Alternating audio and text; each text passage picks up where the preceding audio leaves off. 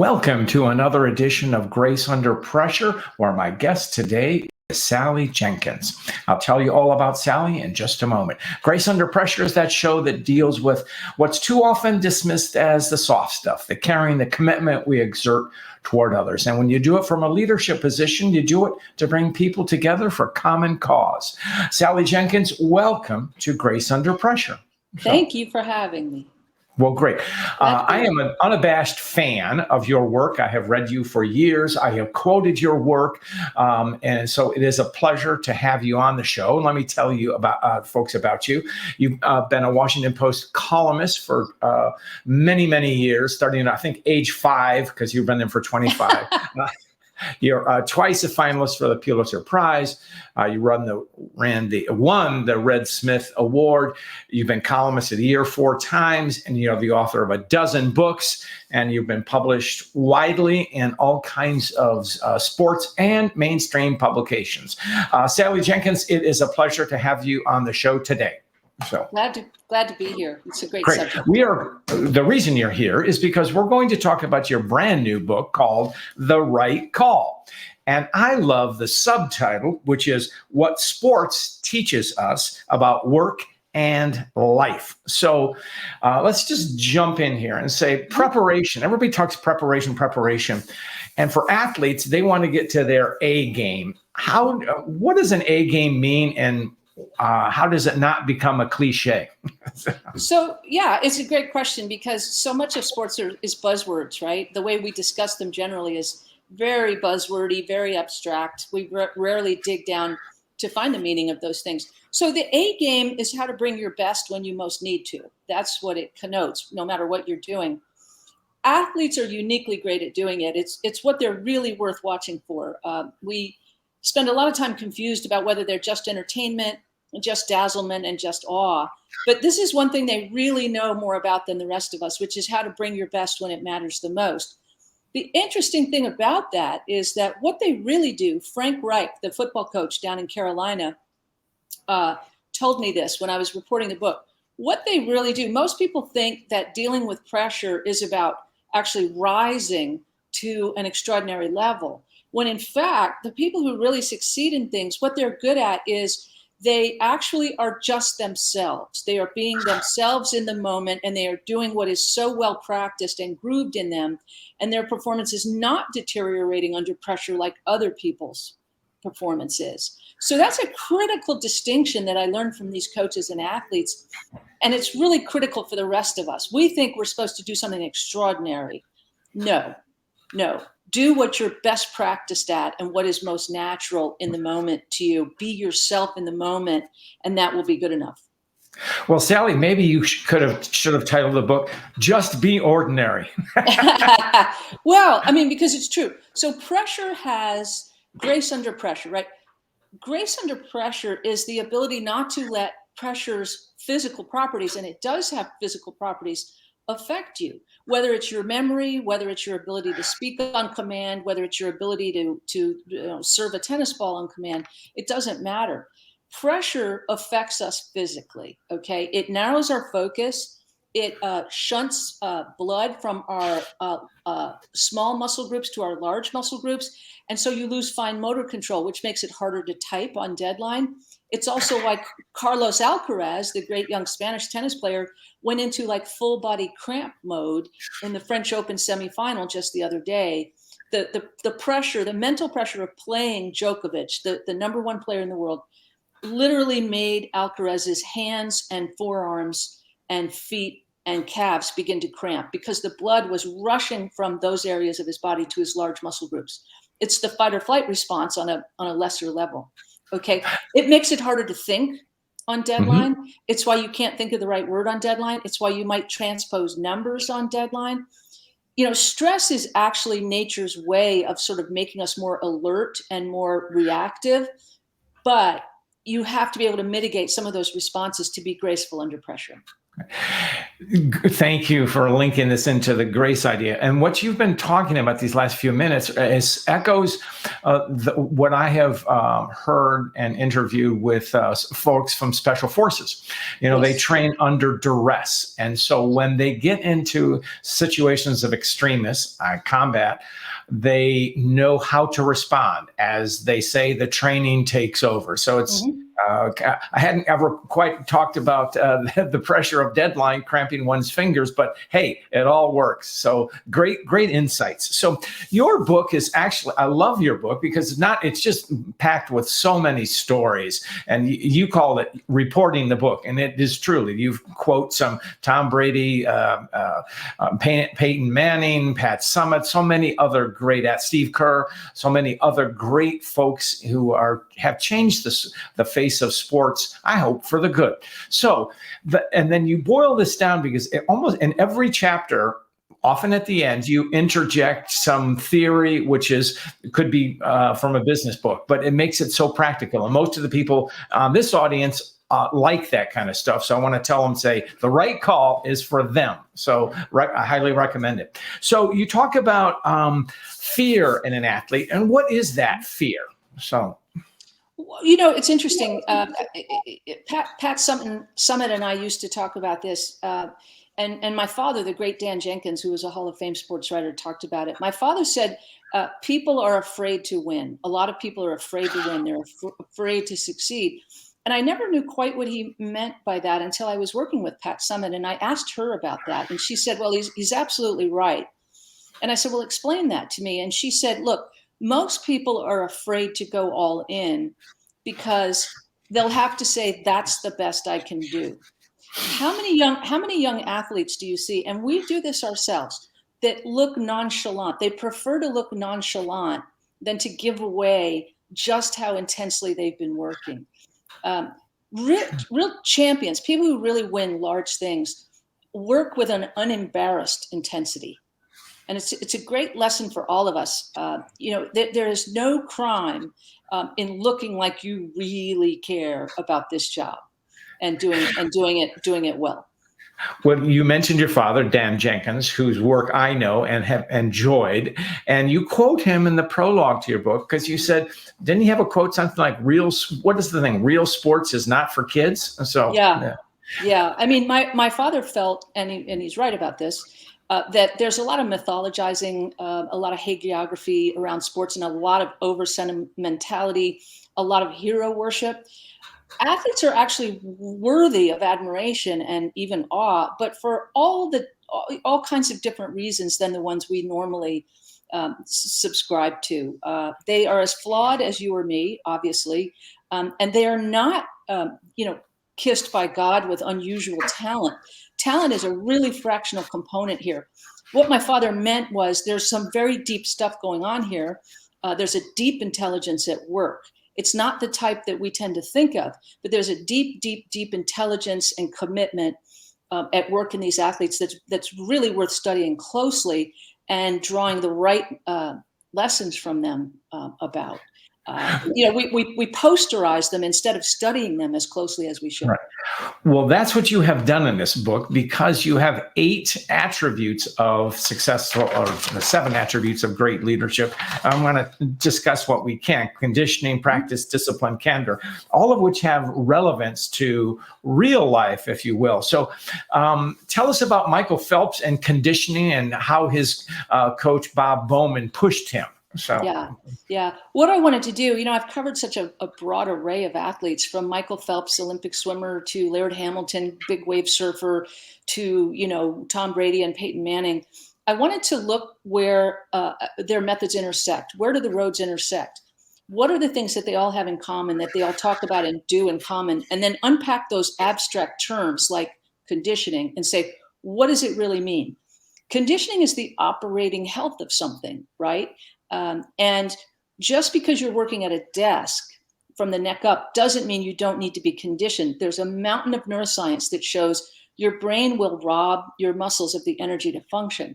In Michael Phelps's case, one of the things I learned from Phelps is that all great athletes in the field of play are making micro decisions. They may look inspired, they may look intuitive, but all of their inspiration and intuitiveness is married to, deep method and habit. The greatest race of Michael Phelps's life was the 100-meter butterfly at the Beijing Olympics, where the record was really on the line. Was he going to be able to beat Mark Spitz's record and win 8 gold medals? He had to make a decision in the last few meters of the race whether he was going to take a half extra stroke and what they call chop the wall, or whether he had to glide to the wall, which would be faster. And Phelps's deep conditioning that he had done with Bob Bowman gave him the right, decision in the moment. Bowman was a music major in college at Florida State, and Bowman had coached Phelps to internalize the rhythm of swimming and to internalize his stroke so deeply that he was sort of hyper alert when it came time to make that.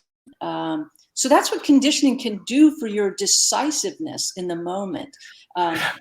The better conditioned you are, the better your executive function will be in the moment. And I don't care who you are. You don't have to be Michael Phelps for that to be true. That's a great thing. And I did not know that about Bob Bowman, his musical background, which leads me into the next thing called practice. As one who's an amateur pianist, I don't particularly enjoy practicing scales, but I know I have to. But you talked about both Manning and Tom Brady analyze their mistakes as part of their practice. And so yes, they're not being masochists, but they're seeking to learn. So yes, what does that teach us? So there's a lot of bad practice in the world. There's a lot of meaningless activity. Practice is different from conditioning because practice is actually based on very evaluative appraisal of weaknesses and then very precise plan for improving those weaknesses. We have a lot of unconscious incompetencies is one phrase for it. Even a Peyton Manning, it's important to remember by his 3rd year in the league, Peyton Manning's won-loss record was 32-32.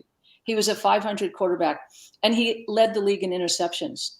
He sat down with his new coach, Tony Dungy, and his new quarterbacks coach, Jim Caldwell. They looked at film of every interception he had thrown. And then they looked at another film that Peyton told me was kind of a buried tape, which was a tape of all of the balls that he threw that should have been intercepted but weren't because he just got a little lucky. Maybe the defender dropped the ball or something. And they looked for commonalities there. And one of the things they realized was that his footwork wasn't great under pressure. When defensive linemen were diving at his feet tended to move around a little too much. So they decided who wouldn't? Yeah, well, who's what? Yeah, exactly. But it was really costing him a good deal of accuracy. And so they designed a drill where they threw really large sandbags or heavy bags at his feet while he was while he was practicing. That's something that, Manning wasn't, especially aware of in his own play. It required evaluation and another pair of eyes, another pair of expert eyes to diagnose that. And so that's where that's what separates meaningless practice from what you would call deliberate practice, right? Malcolm Gladwell popularized this term 10,000 hours of practice. It's not just 10,000 hours, it's the type of practice that you're doing that matters. Now you quote, that's a great story. Now you talk about something that we always hear it in sports. Sports teaches discipline. I don't know that it does, but Pat Summitt, who you wrote her biography and knew well, how did she describe discipline? Pat described discipline as your sort of interior monitor, hall monitor, right? It's what gets you up in the morning. It's what gets you to work on time. It's an internalized thing. And that's where a lot of leaders get in trouble with discipline. It's probably the most misapplied, misunderstood concept in leadership. The fact of the matter is that no adult person, unless you live in a barracks, takes orders easily, right? No. And so you have to figure out as a leader, you actually have to get people to do these things in their own self-interest. And so when you're trying to instill discipline, it needs to be internalized. It can't be externally imposed. And I learned that from not just Pat, but Mike Krzyzewski and a lot of other great leaders. Tony Dungy, who coached Peyton Manning, told me he didn't believe in fining players. That didn't do any good. It has to be an internalized construct. If people are late to meetings, you don't fine them. You get rid of them. Actually, you just don't have them in the organization. And that's, I don't mean to sound cruel, but no. Dungy simply wouldn't have a person like that in the organization. nobody has time to waste on that type of thing Right. that wants to achieve anything, right? And so you just don't have them inside the organization.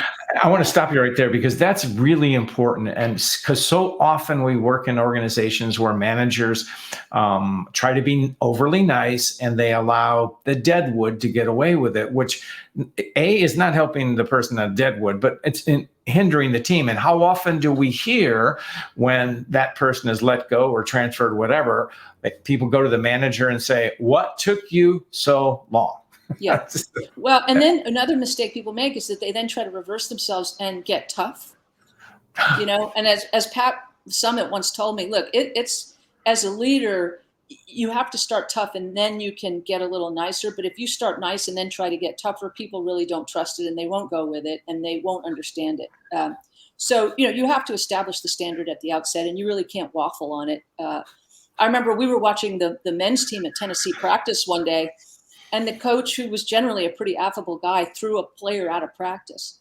And Pat turned to me and she said, "Watch, he's going to let him come back on the court here in a few minutes, and he shouldn't do it." She said, "If he throws him out, he needs to stay out." Lo and behold, 10 minutes later, the player comes back and the coach let him back on the floor to finish practice with the team. And they weren't a very good team. The guy didn't hold his job very long, but it was an interesting experience sitting there with Pat watching that, and hearing her appraisal of that kind of leadership. Now, that's an interesting anecdote and good for managers listening to keep in mind.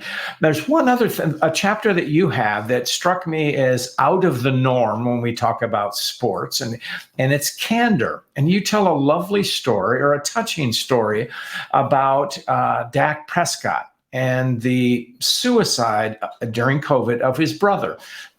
Tell us that, and what was the lesson for us? The phrase locker room talk gets thrown around so much and people tend to associate it with vulgarity. But in my experience, the talk inside locker rooms on championship teams is really very nuanced. It's very compassionate. And Dak Prescott acknowledged publicly that he had struggled with real depression and anxiety after his brother's suicide. And a commentator named Skip Bayless, who's not very good at his job, went very public and said, he's going to cost himself the confidence of the team. You can't admit vulnerability in the NFL. It's dog eat dog. And what Skip really doesn't understand is that winning locker rooms are nothing but vulnerability. They really are. These people they put themselves in each other's hands. They depend on each other for their livelihoods. There's an enormous amount of trust that takes place. Bill Belichick would tell you that you are relying on the man next to you. Just last night, Nikola Jokic of the Denver Nuggets said, "You play for the man next to you." Look, these people confide in each other. I mean, all the guys who played for Phil Jackson, Steve Kerr told me that in Phil Jackson's team meeting rooms, guys were crying with each other. I mean, it is the biggest misunderstanding in the world that a locker room talk is tough guy, crude talk. It's very, very nuanced. It's very, very compassionate, and it's very, very trusting. What it reminds me of that is what in the military is called unit cohesion. And that, particularly in times of extreme combat, soldiers grow very close to one another, and there's a real bond and a love. And it's the same thing. We're one man, just like Jokic said, one man we play for each other. So. Yeah, but it's essential for accountability to each other. That's the main thing that it's good for, right? I mean, it's not just that you have great friends. It's that you become highly accountable to each other, honest with each other about your weaknesses so you know where to cover for each other. And to quote Pat Summitt again, Pat told me once that there's a language that a championship team starts to speak to each other. She said, you can hear it. You can hear it when a team's getting ready to win something big. You can hear it in the way they talk to each other. And I said, well, what does that sound like? And she said, well, it sounds like I've got you. I've got your back. That is a very powerful insight. That casts a whole new light on what it means to play for one another. But I have your back. And when we feel that, we will do our best, because I don't want to let the other person down. I want to do my best, but I know if I'm not at the top of my game, someone else will pick me up, as it will be my chance to do it the next time, whatever. Yeah. I mean, Tommy Amaker, the great basketball coach at Harvard, who also was a great player at Duke, Tommy Amaker told me that, the really great teams cover for each other's mistakes, because you're not perfect all the time, right? And he said every great leader started as a great teammate. Right? Yep, absolutely. So, speaking of Tommy Amaker, you feature him in your chapter about what's endemic in my world, and that's the topic of culture. So, how did Tommy Amaker, coming from Michigan, where I'm in Ann Arbor, Michigan, going to Harvard, how did he address culture, and how did he build it? So culture is, again, one of these very, very vague terms that requires careful definition. Culture, nobody knows what it means half the time when they use it, right? And you can tell that you can tell that somebody doesn't know the real meaning of culture when their culture in their office or their organization suffers from misalignment. And misalignment is a classic example, is to say, well, we've got a creative culture here, right? Or an innovative culture here. And you look around the room and the people being rewarded are given sinecures for the same old ideas. I mean, that's not a creative or an innovative culture. So you've got a misalignment there, right? So that happens a lot inside of organizations. Tommy Amaker was brought into Harvard to actually correct a really pretty interesting, profound piece of misalignment. Harvard was this incredibly elite institution that considers itself number one in the world at everything, except in athletics. They had an unbelievable tolerance for losing, right? The Harvard athletic teams were just horrible. The basketball team had never won anything. And they finally decided to make a coaching change. And the athletic director asked the players, what kind of coach should I be hiring? And the players were like, hire someone who's won something, please, who knows how to win something. And Tommy Amaker, they didn't think Amaker would take the job, but he was actually very interested in the job, because Tommy Amaker has won a lot at Duke, both as a player and a coach. But he also considered himself a first-rate teacher. He really aspired to be a first-rate teacher, as did his mentor, Mike Krzyzewski. And so suddenly you had Harvard and Tommy Amaker were actually in very good alignment there in a couple of different surprising ways. And so it worked, right? I mean, Amaker has led Harvard to their first Ivy League championship in basketball that the school ever won. So that's an example. That's an example where Harvard finally got itself in alignment in its athletic department. Great. Now, in your capstone chapter, it's called Intention. That's really the leadership chapter, I think. And in it, you quote someone I have never heard quoted in any sports book I have ever read, and that's Robert Hogan of the famous Hogan Assessments, which is the one of my favorite assessments to use in my coaching practice. And he talks about we measure the wrong things in leadership. Instead of measuring the leader, we need to look beneath the surface, basically the 360. How do people feel, react to that leader? So that is very much a coaching story. Would you not agree, Sally? Yes, and I would say Robert Hogan is probably my favorite expert I've ever talked to on any subject. He loves sports and follows sports, and I've talked to him on a number of occasions. He's a fascinating guy. I'm lucky to be able to reach him and talk with him. He's incredibly instructive. And his thought about leadership is that we really appraise it from exactly the wrong way around. We should be asking followers who they will work for. Because all leadership, as Hogan points out, all leaders have to enact decisions through other people, right? Organizations are complex. Nobody succeeds on their own. I don't care how inspired your strategy is. I don't care if you're Bill Belichick or Andy Reid. You're enacting those decisions through other people. And so part of your job is to get those people all on board with your decisions. And so Hogan is really a fascinating guy to talk to because he understands that if your followers aren't on board with your decisions, they will take you down. The followers are actually much more powerful in the organization than the leader. Much. It's called a leveling mechanism. And leveling mechanisms happen in tribes, organizations, and they've happened throughout time. And you can see Pat Riley, the president of the Miami Heat, has a great description. When people don't trust the leader and the leader's decisions, they will start doing what Pat Riley describes as subtly gearing down their efforts. And enrolling everyone else in their own cycles of disillusionment or disappointment. And that is why you can have this tremendously sort of charismatic, aggressive leader at the top of an organization, but the organization can be so mediocre. Right. I'm glad you mentioned Pat Riley, because that dovetails to your back point about to be a good leader, you have to be a good teammate. Well, Pat Riley was a successful player, the 6th or 7th man on championship Laker teams, and then he, became the Lakers head coach and that. So he's got an interesting perspective on that. So. Yeah, and I thought that was tremendously insightful, because it does. I mean, one of the things I did in the book, again, not just looking where disparate athletes share methodology, but where to connect the dots for the rest of us, right? Because that's the important thing. Like, what does this mean for us, right? What does this mean for my office or your organization? Well, take an example like Steve Kerr, who is someone that I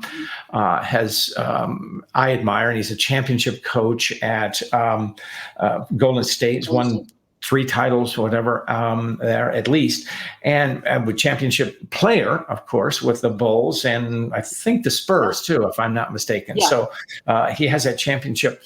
So what's his overall view toward coaching the best of the best? I mean, does he ever use the word motivation, or that's too trivial? So again, the great coaches that I know, they don't spend a great deal of time motivating people. They want self-motivated people. Pat Summitt used to tell me she wants people who self-selected to come to Tennessee. And I think that Steve Kerr was very clear that you get the right people in the building. That's part of your alignment, right? That's part of your cultural alignment, is you get people in there who play the game with a sense of real joy and enthusiasm, who believe this is what they want to do, and you ask them what they want to do together. Steve Kerr didn't come into that organization saying, I'm going to show you guys how to win a championship. Okay. Yeah. Well, he came in and said, you guys are already a very good team. You've been a playoff team. I really respect what you've accomplished up to this point. I'm just here to help you. I'm just here to help you take whatever the next step is that you want to take. And so that's where he started, not, here I am, boys. I'm going to show you how to get a ring. You have a fascinating anecdote about him talking about the 2020 season, mm-hmm. which was due to injuries. They had the worst record in the league. They went from the best mm-hmm. to the worst. Mm-hmm. And Steve said, that was the most fun I had coaching. And why was that, Sally? Well, yeah, what he said, I enjoyed that season in a way as much as any championship season. I don't think he said that's the most fun ever, because it wasn't, look, athletes and coaches that don't seek comfort. Okay. That's one way that they're very different from the rest of us. Comfort is not the only thing worth seeking. And they have that insight. Talk about intentionality. They're very aware of why they choose to do things. And Steve Kerr, what he loved about that season was he had a lot of young guys, and his job became how to convince these guys not to, as he put it, let go of the rope. How do you convince young players to show up? Like, how do you teach them what real professionalism is, what it looks like, and how to accept a reversal by saying, I know I was a good professional in that situation, and that is as good as a trophy in some ways, right? Because, the trophy is a very ephemeral thing. First of all, you only have the championship for less than a year, before you have to start thinking about defending it. It's very ephemeral stuff. It doesn't last very long, the charge of winning, a trophy, winning something big. They do it for much deeper reasons, right? They do it from deeper motivations. It's about self-definition and who you are, who you want to be. Right. And they're very clear in their intentionality on that. Very clear. It's intrinsic motivation, not the external. And it's a powerful point. Sally, we are racing along here and coming to the end. And as you know, I ask every guest a story about grace. Is there one that you would wish to share with us? Well, the most gracious champion I ever probably worked with was Pat Summitt. I truly loved her as a friend, came to respect her so deeply. And, everyone thinks of Pat as she was the winningest coach, man or woman. She won over 1,081 games. before she got Alzheimer's and died way too young. But Pat, people forget, Pat coached for 38 seasons. She only won 8 championships. 30 years in her career, she went home a loser, right? She was a much more gracious loser than people realize. And all the great champions are, because they understand that failure is a precondition for success. And they're really much more interested in the chase, the pursuit. They're very curious and generous people in that regard. And Pat used to say, just the keynote of her grace was, she used to say, "I'm just a PE teacher." It was a tremendous understatement and a very modest thing to say. Well, a lovely remembrance of your friend and a great coach, and certainly an example of grace. Sally Jenkins, it has been such a pleasure to have you on the show. Your new book is The Right Call. It's a winner. It has applications to people who like sports, but people who want to learn some life lessons, and as well as leadership lessons. So, Sally Jenkins, how can we find you? The WashingtonPost.com is a great place to find me, but the book, The Right Call, is available at Barnes & Noble or Amazon, or the Simon & Schuster author page for Sally Jenkins, and or the Simon & Schuster Speakers Bureau. It's been a pleasure being here. It's a fascinating conversation. I could talk about it for days. Well, Sally, it's my honor. And with that, we will go out. So, thank you.